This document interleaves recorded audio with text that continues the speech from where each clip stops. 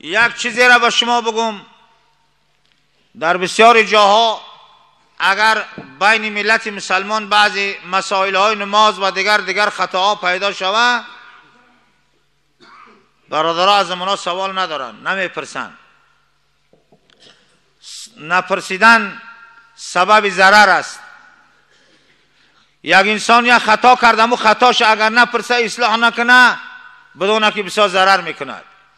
باید که مسلمان سوال داشته باشه، بپرسه، از همه احوال زندگیش بپرسه.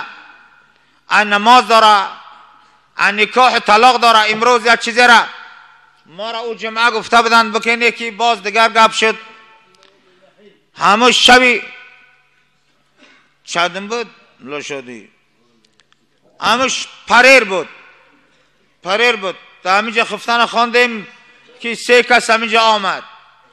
یک بچه که عرق خورده است، زنش طلاق کرده است، در همسایه‌اش آمده به شتش زده است. یا تش پگاهی آمد که طلاق کرده است، زنش از عرق خورده است، 3 طلاق کرده است. یک تا دیگه باز مثلا به نام رجدین پجدین چه یک رسمی غیر دینی است، در آنجا هم عرق خورده است باز و هم زنش طلاق کرده است. خلاص ببینید که از یک شرابخواری اینایی را که همسایه هاشو شنویدن، خسراشو شنویدن، خسر بچه هاشو شنویدن، ناموس حلال حرام اینا را ساعت 10 شب دیگه طاقت نکرده، امو بچه را برداشتن، خسراش آوردن که عرق خورده است، در همسایه زده است، زنش طلاق کرده است. یعنی معلوم است که در یک رسم آیینی که مردم رسم غیر دینی برای این چنان عرق خوری کردن که صدها نفر زنش طلاق کرده است، 3 طلاقه شده است، حرامی شده است، ناموسش دیگه آمده. این چند نفرش آمده است، باقی مونده ها شرم کردن نآمدن. اکنون ای هموطن، ای برادر عزیز، ببین که در تقلید دین بیگانگان زنت ای دستت رفت. فهمیدی گپا؟ در تقلید دین بیگانگان زنت ای دستت رفت. ببین بچه‌کات در کوچه موندن، دخترکات یتیم شدن، او زنت مسجدی 3 طلاقه کرد، ناله میکنه زن در مسجد آمده است. یک تش آمده است همینجا، کودکش 1 ساله در دستش، با نصیحتش میگه کردم که نخور، ایتری کار نکن، منزد و عرق خورد.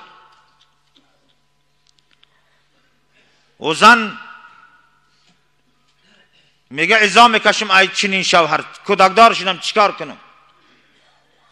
ببین آیا اندیشه کنم مسلمان تقلید دین بیگانگان برای ملت مسلمان چی ضرر آور است؟ هم پلاد رفتن عرق حرام خریدی خوردی، هم زن دای دستت رفت، هم کودکا در چول موندن، طرفی مادرش طرفی خسراش همه زیق شدن. اون خانه ویران شد، کلبه ویران شد، کیسه ویران شد، کیسه خراب شد، خانه خراب شد. آیا این ملت مسلمان کی به خود می آید؟ کی می فهمه؟ کی این جوانان کی بیدار می شوند؟ کی خودشون حلال و پاکیزه می کنند؟ ببین شرمت باد ای مسلمان. میگوین پیغمبر خدا گفتن از زنای دائمی حذر کنه. گفتن یا رسول الله زنای دائمی چیست؟ گفتن انسانی هست که میده عرق میخوره، در حالت مستی زنش 3 طلاق میکنه، بعد از آن 4 کودک داره، 5 کودک داره، میگه یا چیکارشو میکنه؟ یا درد سر شدن، میگه همسایه نشنویده باشه خب کنی اکو، همسایه نشنویده است خب کنی دیگه. همسایه نشنویده است، آیا خدا نشنویده است؟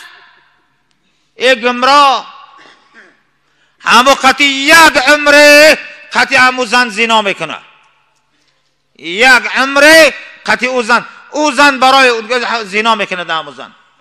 انا ببین آیا برادر مسلمان، ای هموطن، باید خصوصا جوانای محترم اندیشه کنه، فکر کنه، خودتون در ورطه غم نه اندازه. زنی نکاح حلالی کردگی تونه اون بچه‌های نازنین تونه رسوا نکنه، خانه ویران نشوی. دیگه زن وحشی، زن گریزی شده است از او خانه، نمیدونه چیکار کنیم. باید تاش آمده است، او زنی نازنین آورده است، او زن میپرسه ما زن از کجاست؟ او زن از خودی ریان واسع آورده است، ایکولا. او زن آورده است او را برای سوال کنی، نباشه او به توفیق سوال کنی نمی آمده است. او زن گفته تو من طلاقم کردی آخی، بیا برا دیگه جا اگر جایز شوه بگیرم، جایز نشوه من راه ماوی که برم، من قطیت حرامی نمیکنم. مسلمان متى قدید حرامی نمیکنم. و زن اومده در دستش کودک حیران ایستاده است چیکار کنم، استرا کنم قطعی مرد. برای همین هموطنای عزیز از این خصلتی بد، از این چیزی بد، چرا اسلام برای 4 چیز مبارزه میبرد؟ من یا هر کدومشان یک جمعه را موعظه دارن از کلام الله، وقتش نیست، مختصرا میگویم. یکی مبارزه میبرد برای عقل که انسان الله عاقل آفرید، غیر انسان همه را دیگر عقلش را گرفت. چرا انسان عاقل آفرید؟ تا که اینا هیچ عرق برای چی حرام کرد؟ برای که عقل انسان را میبرد. آن نعمتی کلانترینه که الله برای انسان داده است عقل است، عرق ای را نابود میکند. برای مقر الله ای را در قرآن خمر نام کرد. اصلی کلمه خمار نمال زن را که سرش بالکل میپوشه، ستر میکنه، ای را هم عربا خمار میگوین، عرق هم خمار میگوین. چرا؟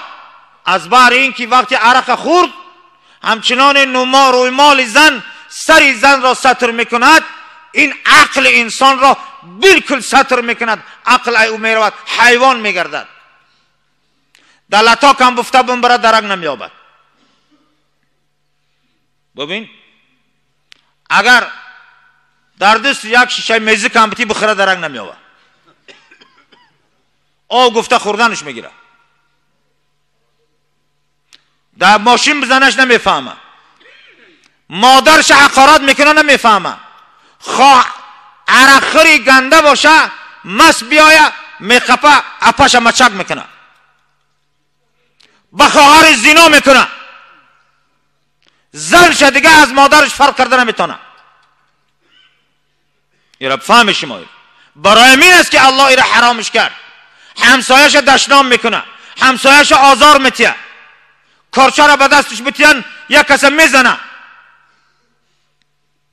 برای همین در زمان شوروی از ساعت 10 شب مخصوص ارگان ملیتس جوجرکه بود، ماشین جوجرکه در کوچه ها میگشت، کدام اره مس میدید آن را قپیده برده، یا اوکال دارن او را میزدنش، پکرش میکردن، 3 روز حبس، بعضی او 15 روز امبول لطاکا و کوچه های شهر تازه میکرد. نمیموندن که دنیای تا به سر و بان حاضر آمای مردم شو دیگه نمیتونن برون مردم در کوچه ها. برای چی؟ سگ لغت کرده است، دیگه سر حساب سگ نمیره و حکومت. دنیا پری سگ. در وقت سگ کشک بود، یا نه میفهمیم رسمی دموکرات شونا نه رسمی کمونیستی شونا. دنیا پری سگ، کوچه ها را سگ جکیده است، مردم ها نمیتونن راه بگردن، لشکری سگ در کوچه ها میگرد. در قشلاق ها مردم بداد اومدن ای سگای اوایی. اگر در کوچه 10 مستم باشه، دینه در بازار اگر با خودم بازار رفتم برومدم 5-10 کس در جای عرق خوردن او برتره نمیروان که همون ماشینی مردم را بگرده. участковая ай пай пул جمع کنی بازار مغرورن، ترتیبات وجود نداره در شهر. یا حقی داملا نیستن، یا داملا برن در بازار کوچه ها یا در اونجا سگ بکشن یا کی مستا و الستا رو ترتیب تیان. این حق دولت است، باید حکومت را در نظر بگیره. حکومت تازه که نیاره. عرق می فروختن ساعتی 10 شب 11 شب اوسو در زمان شورای می فروختن. ایتا به سر و به سامان نبود که هر که عرق بخوره و در کوچه و عصر کنه و زن طلاق کنه و آدم بزنه. چنین اخلاق در یگان دولت سیاسی وجود نداره.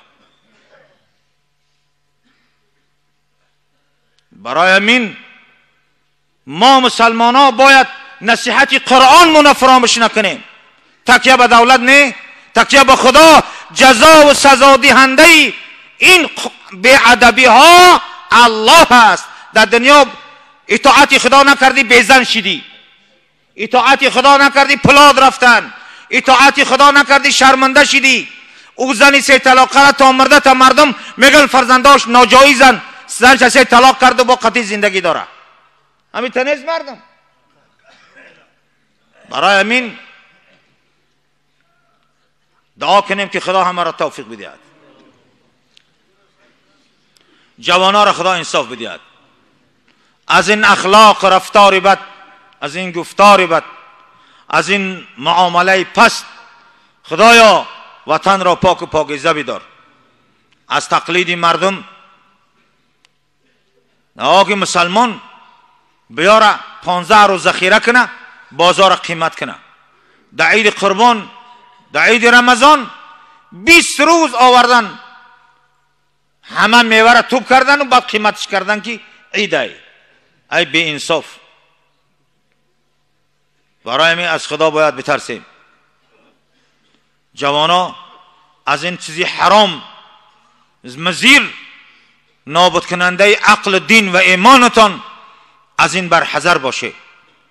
این را اختیار نکنه ای هموطنان. بسیار بسیار که در میکروب خونتون میگذره. یک زنا، یک عرق در میکروب خون انسان میمونه، والله در فرزنداش میگذره. این را فراموش نکنه. این را دعا کنه که همه را خدا پاکیزه بسازد.